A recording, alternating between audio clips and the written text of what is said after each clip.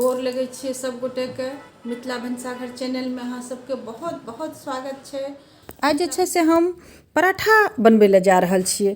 बहुत स्वादिष्ट बनतै ई पराठा। हँसबो करब कि पराठा की नहि जानै छी हम बनबै लए जे अहाँ पराठा बतेबै, लेकिन हँसू नहि, एक बेर देखू तब जे छै से कहब जे हँसैवला बात नहि छै। कनिटा अलग हटिके पराठा बनबै लए जा रहल छियै। तऽ चलू जे छै से अपनासँ पराठा बना रहल छियै।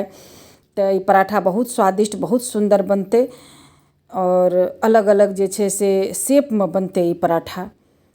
तऽ एकरा बनबै खातिर जे छै से अपना सबके एहिठिना जे छै से 2 कप आटाके, गेहूँके आटा 2 कप प्रयोग करि रहल छियै।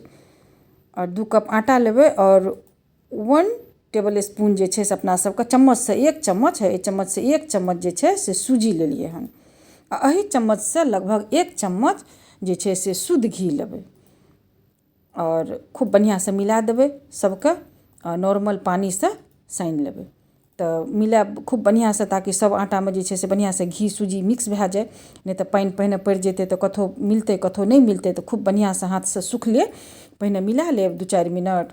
आ तकर बाद जे छै से पानीसँ सानि लेब, नॉर्मल पानी, गरम नहि, कुछो नहि, ठण्डा गरम कुछो नहि, नॉर्मल टेम्परेचरवला अपन पानि लए कऽ और सानि लेबै।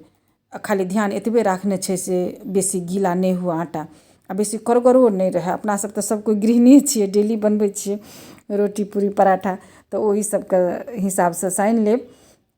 आ सानैके बाद जे छै से हे देखियौ भए गेलै सानल। तऽ सानैके बाद जे छै से एहिमे अपना सब जे छै से कनिटा हेबै शुद्ध घी लगा कऽ 1 रत्ती या 20 मिनटके खातिर छोड़ि देबै रेस्ट करै लए। आ तकर बाद बनेबै। कभियो जे कुछो बनाबू ने तऽ आटा सानि कऽ 15-20 मिनट छोड़ि दियौ, तकर बाद बनाबू। बहुत नरम बनै छै। देखियौ कतेक सुन्दर मुलायम भए गेलै ई आटा। आब ई आटाके जे भी चीज बनतै से बहुत नरम मुलायम बनतै। तऽ बनबै लए जा रहल छियै तऽ गुलिया काटि लेब अपना सबके। हैया कनिटा नमहरगर गुलिया काटब, पराठाके तऽ कनिटा नमहरगर होबे करै छै। तऽ कनिटा नमहरगरे गुलिया लेबै। रोटी तऽ छोट छोट गुलियाके बनबै छियै, पराठा एक रत्ती ओहिसँ हेल्दी बढ़िआँ बनै छै। आब आटाके परथन दए कऽ आ जे छै से अपना सब बेलबै। तऽ ई जे पराठा हम बनबै लए जा रहल छियै, जे शेपके बनबै लए जा रहल छियै, कि बहुत यूनिक पराठा छै। हमरा बुझल यऽ जे शायद पहिने बेर अहाँसब देखब। और हम अपना घरमे जे छै से मम्मीके बचपनसँ देखैत एलियै हन। हमर मम्मी हमेशा हमरा आरके जे छै से चौकुट्ठे पराठा बना कऽ खियाबै रहै। हमसब बहुत खुश होइके खाइत रहियै। आ हमर ई पराठा बनबै लए घीके खूब बढ़िआँसँ लेप लगा देबै। आ तकर बाद जे छै से ऊपरसँ एना मोड़बै नीचाँ, आ नीचाँसँ फेर एकरा मोड़ि कऽ एहीके ऊपरमे साटि देबै। आ अहिना जे छै से ओहि बगलसँ लए कऽ आधा मोड़ि देबै, एना कऽ आधा मोड़ि देबै आ एहि बगलसँ लए कऽ ओहिके ऊपरमे मोड़ि देबै। भए गेलै शेप चौकोर। आब जे छै से आटाके परथन लगेबै अपना सब आ तकर बाद जे छै से एकरा बेलबै। ई चौखुट्टे रहतै पराठा, बहुत स्वादिष्ट। हम बचपनसँ जे छै से देखलहुँ हन मम्मीके एना बनाएत। यूनिक पराठा हमरा बुझाएल तऽ हम कहलहुँ जे चलू शेयर करै छी। हमरा घरमे जे भी खाइ छै हमर हाथके ई पराठा, सब केओ बड़ याद करै छै आ कहत कि जे हम पहिने बेर खएलहुँ हन ई पराठा। हमर बड़की गोतनी सेहो बड़ पसन्द करै छथिन। हुनका जब देलिए बना कऽ पहिने बेर, बड़ खुश भेलै कि कैसा बनाई है रे 4 कोना का, बहुत अच्छा लग रहा है। जब खैलखिन तऽ कहलखिन जे तुम्हारे हाथ का परोठा मुझे बहुत अच्छा लगा। तऽ हमरा उम्मीद छै जे अहूँ जब बनाएब ने तऽ सब कोइ पसन्द करत। जब अपना सबके तवा गरम भए गेलै तऽ दए देलिए, जेना पराठा सेकै छियै, एक बेर भए गेलै ओहि बगलसँ हल्का सा सूखय लागलै तऽ पलटि देलिए। अहू बगलसँ हेबे देखियौ पराठा फूलल जा रहल छै अपना सबके। फूलि जेतै पराठा। आब जे छै से एहिमे घी, शुद्ध घी लगा देबै ऊपरसँ। खूब बढ़िआँसँ शुद्ध घी लगा देब चारो दिससँ।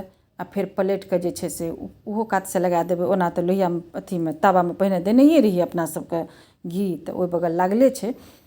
तऽ तैओ ऊपरसँ एक रत्ती दए देबै और बढ़िआँ लागतै। और जे पराठा हमेशा शुद्ध घीमे ही बना कऽ खाउ। और जिनका मना छै शुद्ध घी साफे नहि खाइ छथिन तऽ मूँगफलीके तेलमे बना कऽ खायब। ओना जे दोसर तेल आओरमे बनबै छियै तऽ नहि बढ़िआँ लागै छै पराठा। जरूर मूँगफलीके तेलमे पराठा बना कऽ खायब आ नहि तऽ शुद्ध घीमे बना कऽ खायब। बहुत सुन्दर बनत ई पराठा। देखू कतेक सुन्दर बनल छै। एक बेर खायब ने तऽ बार बार खायके मन करत आ कायल भए जायत अहाँके ई पराठाके सब कोइ। हे देखियौ एहिमे केतना सुन्दर लेयर बनै छै से मत पूछू। हैया हम एखन अहाँके जे छै से पॉकेट बनि जाइ छै। हम एखन लेयरो बना कऽ देखा रहल छी अहाँके। लोक कहै छै पराठा बनबैमे कोन गुण छै, पराठा तऽ बुझलिए बेल कऽ देलिए आ घी लगेलिए भए गेलै। से बात नहि छै।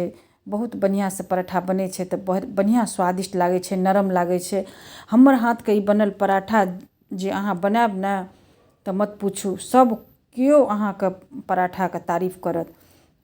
आब जे छै से हम ई 3 कोनवला पराठा बनबै लए जा रहल छै। ई अहूँ सब बनबै हेबै हमरा जेहन बुझल यऽ।